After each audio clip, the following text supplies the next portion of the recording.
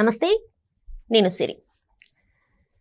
వివేకానందరెడ్డి గారి హత్య కేసులో కడప ఎంపీ అవినాష్ రెడ్డి గారి ప్రోద్బలంతోనే ఎంవి కృష్ణారెడ్డి సిబిఐకి అంటే తప్పుడు ఫిర్యాదు ఇచ్చారని చెప్పేసి అయితే ఇప్పుడు మనకి వార్తలు అయితే మనం చూస్తున్నాం. సో దీని మీద స్పందించడానికి మనతో పాటు ఉన్నారు ప్రముఖ రాజకీయ విశ్లేషకులు రాజసప్పసాని గారు. నమస్కారం సార్. సార్, ఇప్పుడు చూస్తున్నట్టయితే వివేకానంద రెడ్డి గారి హత్య జరిగి దాదాపు 6 సంవత్సరాలు అయింది సార్. ఇప్పటి వరకు కూడా ఎవరు చేశారు ఏంటి అనేది కరెక్ట్గా తెలియట్లేదు. కొంతమంది వీళ్ళే చేశారని ఒప్పుకొని బయటకు వచ్చి వీడియోలు చేసినా కూడా ఎట్లాంటిది అయితే జరగలేదు.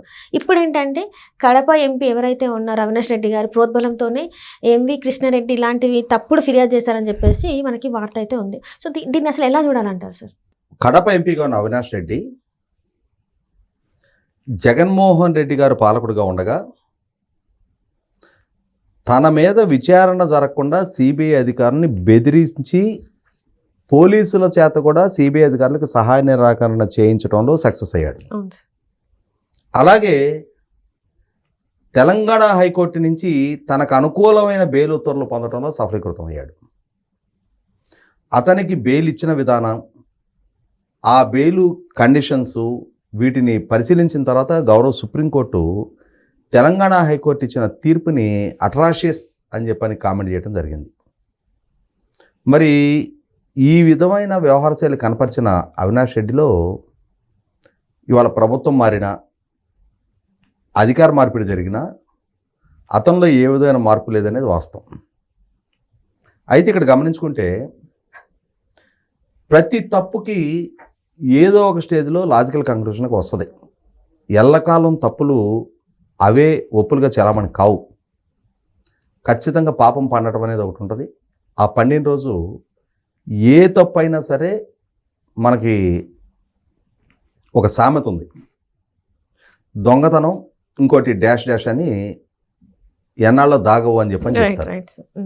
అలాగే కుట్రలు, కుతంత్రాలు, నేర స్వభావం కూడా ఎన్నాళ్ళలో దాగదు. అసలు సిసలు ప్రొఫెషనల్ కుట్రదారులు, నేర స్వభావాలు అయితే వాళ్ళ వృత్తి అది కాబట్టి వాళ్ళు జీవించినంతకాలం దాన్ని చలామణి చేయగలుగుతారు. కానీ ఇక్కడ పెద్ద మనుషుల ముసుగులో దేశ అత్యున్నత చట్టసభకి ప్రాతినిధ్యం వహించే నాయకులుగా చలామణి అవుతా ఈ కుట్రలు, నేరాలు ప్రోత్సహించేటప్పుడు ఖచ్చితంగా ఏదో ఒక స్టేజ్లో ఎక్స్పోజ్ అవుతారు. ఇవాళ అవినాష్ రెడ్డి కూడా అలా ఎక్స్పోజ్ అయ్యాడు. అతని నైజం ఏంటి అనేది సుప్రీంకోర్టు వేదికగా ఎన్డీఏ కూటమి ప్రభుత్వం అతను ఎక్స్పోజ్ చేసింది.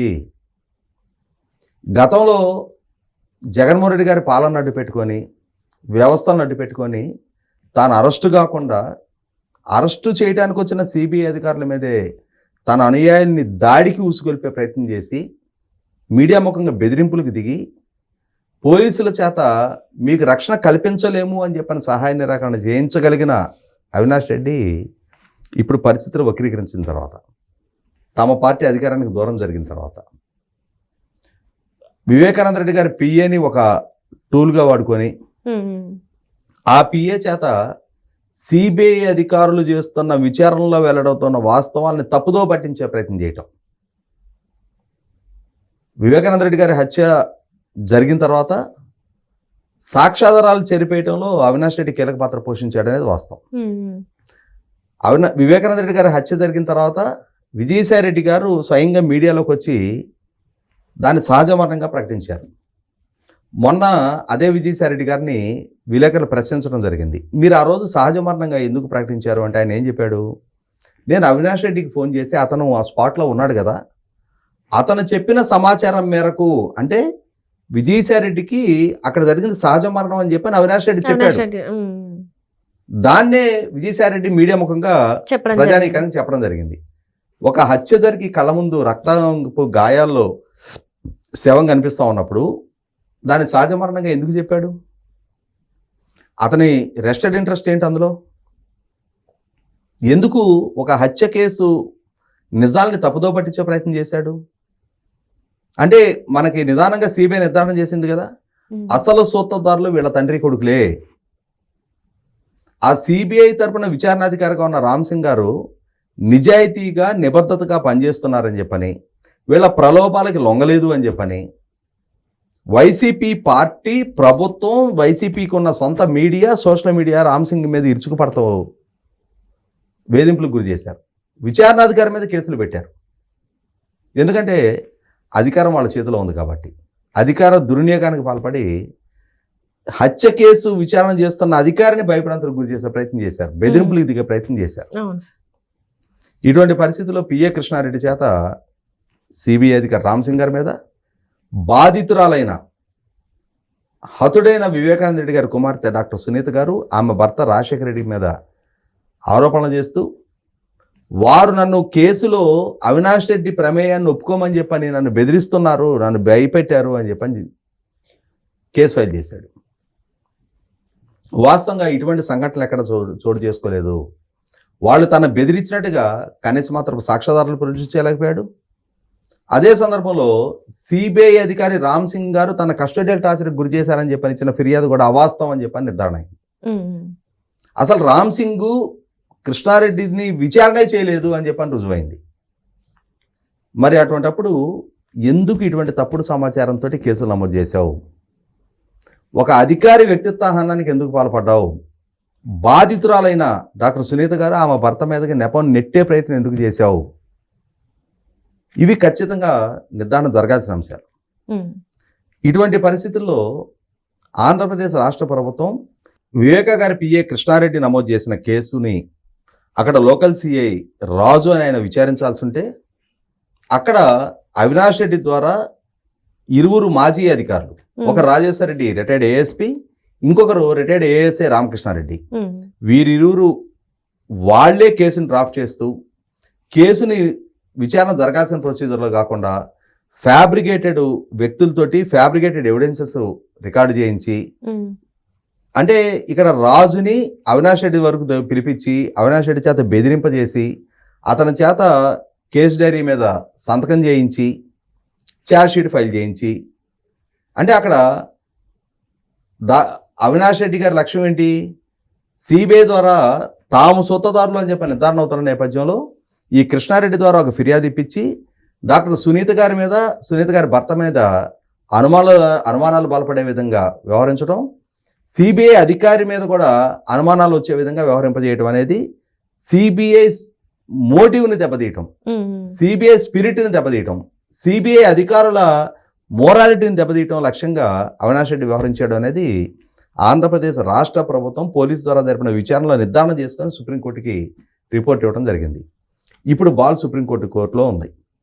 సుప్రీంకోర్టు ఖచ్చితంగా దీని మీద స్పందించి తీరాలి. ఎందుకంటే రీసెంట్గా డాక్టర్ సునీత గారు కేసు విచారణ వేగవంతం చేయండి అని చెప్పని సుప్రీంకోర్టుని అప్రోచ్ అయ్యారు. ఈ కేసు విచారణ ఇన్ని సంవత్సరాలు ఎందుకు పడుతుంది అని చెప్పని సుప్రీంకోర్టే ప్రశ్నిస్తూ ఉంది. ఇటువంటి నేపథ్యంలో సుప్రీంకోర్టు ముందుకొచ్చిన సమాచారాన్ని ఒక విచారణా సంస్థ తాము విచారించి ధృవీకరించుకున్న సుప్రీంకోర్టు ముందు ఒక సమాచారం ఉంచినప్పుడు ఆ సమాచారం ప్రాతిపదికగా నిర్ణయం చేయాల్సిన బాధ్యత సుప్రీంకోర్టు మీద ఉంటుంది. ఇవాళ అవినాష్ రెడ్డి బెయిల్ మీద ఉన్న అక్యూజర్ అయ్యి ఉండి కేసు విచారణ ప్రభావితం చేస్తూ ఉన్నాడు, బాధితుల్ని నిందితులుగా చేర్చే ప్రయత్నం చేస్తూ ఉన్నాడు, కేసు విచారిస్తున్న సిబిఐ అధికారిని వేధింపులకు గురి చేస్తూ ఉన్నాడు. మరి అటువంటప్పుడు ఖచ్చితంగా అవినాష్ రెడ్డి కేసు విచారణ ప్రభావితం చేస్తున్నాడన్న కారణంగా అతని బెయిల్ రద్దు చేయడానికి కూడా సుప్రీంకోర్టుకి అధికారం ఉంది. అదే జరిగితే అవినాష్ రెడ్డి జైల్లో ఉంటాడు. అవినాష్ రెడ్డి మీద మరింత లోతుగా విచారణ చేస్తే అసలు అవినాష్ రెడ్డి వెనక ఎవరున్నారు? ఎందుకంటే ఇక్కడ చాలా అంశాలు ఇంకా వెలుగులోకి రావాల్సినవి ఉన్నాయి. 40 కోట్ల రూపాయల సుపారీ ప్రస్తావన వచ్చింది. ఎవరు 40 కోట్లు ఇవ్వగలిగే సామర్థ్యం ఉన్నవాళ్ళు? నాకు అడ్వాన్స్గానే ₹1 ఇచ్చారని చెప్పని దస్తగిరి చెప్పాడు. అతని దగ్గర నుంచి 72 లక్షల రూపాయలు సిబిఐ రికవర్ చేసుకుంది. కళ్ళ ముందు స్పష్టమైన సాక్ష్యాధారాలు ఉన్నాయి. హత్య చేయటం కోసం కిరాయి చెల్లించారనేది నిర్ధారణ అవుతుంది. ఆ చెల్లించింది ఎవరు? ఇప్పుడు సిబిఐ ఆరోపిస్తున్నట్టుగా అవినాష్ రెడ్డినా, వాళ్ళ నాయనేనా, దేవరెడ్డి శివశంకర్ రెడ్డినా, లేదు ఇంకా పెద్ద వ్యక్తులు ఉన్నారా? అసలు ఆ హత్యకున్న మోటివ్ ఏంటి? ఇవన్నీ లోతుగా విచారణ జరగాలి, నిజాలు నిగ్గుదేలాలి అంటే అవినాష్ రెడ్డి బెయిల్ రద్దు అవ్వాలి, అవినాష్ రెడ్డిని జైలుకి పంపించాల్సిందే, జైల్లో ఇవన్నీ నిర్ధారణ కావాల్సిందే. ఇవాళ మాకు ప్రజలు ఓట్లేశారు, మేము చట్టసభలకు ఎన్నికయ్యాం, మాకు ఇమ్యూనిటీ ఉంటుంది అని చెప్పని ఎవరైనా ఫీల్ అయినా హత్య కేసు లాంటి గంభీరమైన ఆరోపణలు ఎదుర్కొంటా ఉన్నప్పుడు ఏ పదవులు ఏ రాజకీయ హోదాలు వీళ్ళని విచారించకుండా అడ్డుకోలేవు. ఖచ్చితంగా వీళ్ళ గొయ్యి వీళ్ళే దూకున్నారు.